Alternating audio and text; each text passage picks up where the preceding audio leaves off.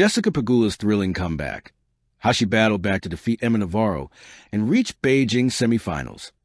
On a crisp Friday evening in Beijing, with the golden lights of the National Tennis Center glowing like lanterns over a restless crowd, Jessica Pegula stood at the edge of defeat. Across the net, Emma Navarro, 24 and fearless, was on the verge of her biggest career victory. The scoreline tilted against Pegula, a set down, trailing by a break, and facing a rising American star half her age who was playing with poise beyond her years. But in that quiet, suspended moment between points, the kind that defines careers, Pegula took a deep breath, steadied her gaze, and whispered something to herself. Not today. And from that spark of defiance, a comeback began, one that would turn the 2025 Beijing quarterfinals into one of the most unforgettable matches of the WTA season. A tale of two Americans. This wasn't just a match. It was a generational duel between two distinctly American archetypes. On one side, Jessica Pegula, 31, the symbol of resilience, patience, and persistence, a late bloomer who built her career brick by brick, unshaken by setbacks and unmoved by fame.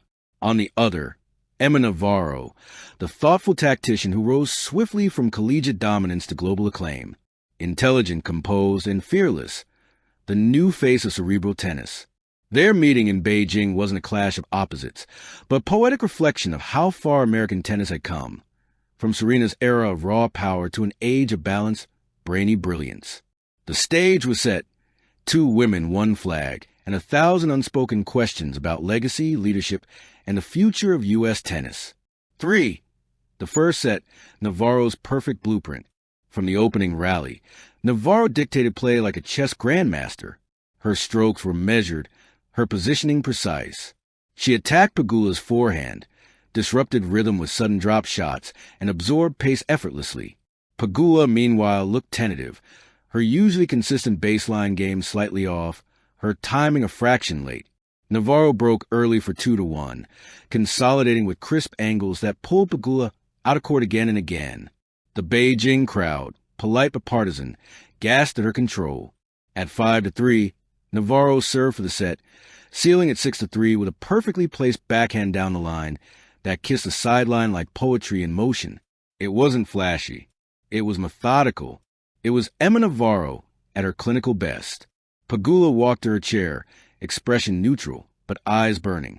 The turning point, Pegula's inner voice. Between sets, Pegula leaned back in her chair, towel over her shoulders, eyes closed. Her coach could only gesture from the stands.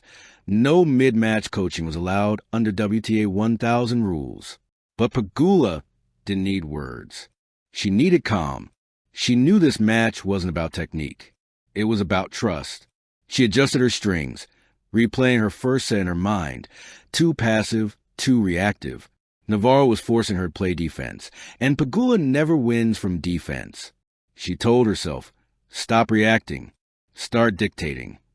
When she rose from her chair to start set 2, something shifted. Her stride was slower, more deliberate. Her first serve hit with sharper angles. Her ground strokes found deeper margins. And suddenly, the tide began to turn. The second set, the veteran's counterattack. Pegula opened the second set with emphatic service hold, capped by a forehand winner that sent a puff of chalk flying. The crowd roared, sensing momentum shift. She began targeting Navarro's backhand corner, dragging the younger American into extended exchanges. The rallies grew longer, 15, 20, even 25 shots. Navarro, so composed early, started pressing, her forehand landing just inches wide, her patience cracking under Pegula's relentless tempo. At 4-3, Pegula broke with a backhand pass that skimmed the net and dipped like a magician's trick. She clenched her fist but didn't celebrate. It wasn't over yet. Serving for the set at 5-4, Pegula faced 2 break points, both saved with unreturnable first serves down the tee. On set point, she unleashed a forehand drive that caught Navarro wrong-footed. Set Pegula, 6-4. The Beijing night, once Navarro's stage, was suddenly painted in Pegula's rhythm. The decider, experience versus fearlessness. The third set was pure theater. Navarro, realizing she was now in a dogfight, re-energized her footwork, and fired her first ace of the match to hold it 1-0. Pegula responded with an efficient love hold, one serve, one breath, one mission. The rallies grew electric, forehands brushing lines, backhands slicing through silence. The crowd was hooked. At 3-3, the turning point arrived. A grueling 17-shot rally ended with Navarro pushing a forehand long. Her first real moment of visible frustration. Pegula pumped her fist, breaking for 4-3. The veteran smelled blood. In her next service game, Pegula delivered 3 straight unreturnable serves, sealing it with an ace that clipped the edge of the line. 5-3, Pegula. Navarro held for 5-4, forcing Pegula to serve the match. The tension was suffocating. On match point, a nervous rally unfolded. Navarro pushed deep. Pegula countered with a cross-court backhand. Navarro lunged and netted. Game, set, match, Jessica Pegula. 3-6, 6-4, 6-4. Pegula lifted her arms skyward, not in wild celebration, but in relief. A victory earned the hard way. Post-match emotion, respect between generations. At the net, Pegula and Navarro shared a long handshake. Firm, respectful, meaningful. You made me work for every single point, Pegula told her, smiling. Navarro laughed softly. That was the goal. Their embrace wasn't just sportsmanship. It was a silent acknowledgement of a shift happening within American tennis. Navarro may have lost, but she proved she belongs. Pegula may have won, but she knew the next generation was closing in. Emma's a thinker, Pegula told reporters afterward. She plays with a calm that's rare. I had to dig deep and be smarter, not just stronger. The anatomy of a comeback. Pegula's victory wasn't a miracle. It was a masterclass in adaptation. Let's break down how she turned around. Serve placement over power. In the first set, Pegula hit only 54% of first serves in. In the second and third, that number rose to 69%. She started aiming wider on the deuce court, pulling Navarro off balance. Forehand patience. Instead of rushing the forehand, Pegula increased her average rally length by 2 shots, forcing Navarro into longer exchanges she couldn't sustain. Tempo disruption.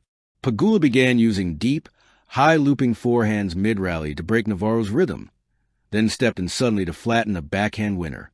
Mental reset. After losing the first set, Pegula's body language changed completely. Calm, deliberate, confident. Navarro's, meanwhile, grew tense. That shift was psychological as much as technical. In short, Pegula didn't overpower Navarro. She outthought her. Navarro's rise. The future is here. While Pegula celebrated her 25th career semifinal, Emma Navarro quietly exited the court to a standing ovation, and deservedly so. Her performance, particularly in that first set, was a statement to the tennis world that her climb is real, her intelligence unmatched. She's not flashy, not noisy, not chasing endorsements. Final score, Jessica Pegula def. Emma Navarro 3-6, 6-4, 6-4. Next up, Beijing semifinals. Pegula versus Goff/Anisimova Fire. Thank you for watching. Please don't forget to hit the subscribe button, like and share. Till next time.